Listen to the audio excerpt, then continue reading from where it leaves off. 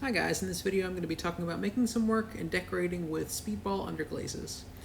Here you can see me starting out by just wheel throwing a plate. I'm using Speedball bats for it. I'm using the small square bats. These are by far the most handy bats in my opinion for what I do. Obviously you can only work up to a certain size with them, but they take up way less room on your shelves, they're easy to stack, they always stay down very well, so I'm very happy with these. And so you can see me here kind of trimming up the rim.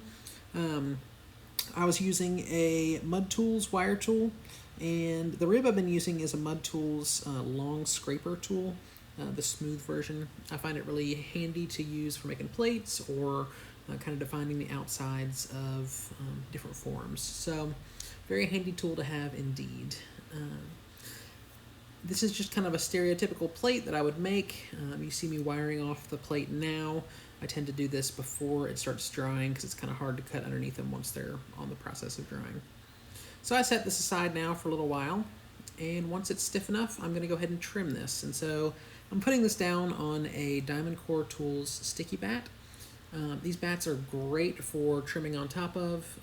I really was kind of skeptical when I first got one, just because I didn't think that it was going to be able to hold the pot down very well, but I was really impressed with how well it does. And this is also a Diamond Core Tools trimming spinner. Another really handy tool, especially if you're trying to divide up your work. It's got different little notches on the top that divide up either into quarters or fifths or sixths and so on. But it really helps you kind of get a hold of your pot on top, keep yourself centered a little bit, and just give you a good reference for your finger to land on. The trimming tools I'm using are Bison tools. These are not able to be bought from Clay King. These are custom made for me, but I highly recommend them if you're looking for kind of a higher end trimming tool. So once I was done trimming, I kind of felt the pot, made sure everything looked good, and then we were on to the next step. Here I am using porcelain slip, applying it with my hands. You can see I'm just really globbing it on there, and then I just start to wipe it away over and over. I'm just using my fingers. I do have a tool in the bucket, which is actually a tool from the cooking section of a Walmart here in town, but here in this video I'm just using my fingers. Next comes the exciting part of using underglazes. This is a new experiment for me.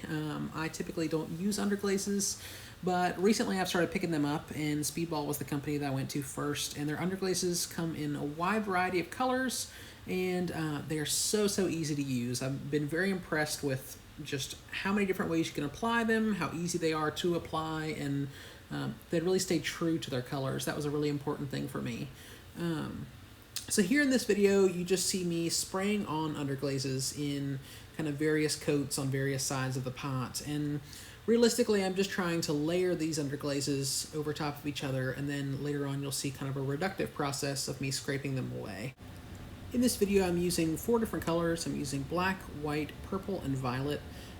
I didn't really know what colors to pick, so I just kind of picked a few and just decided to experiment.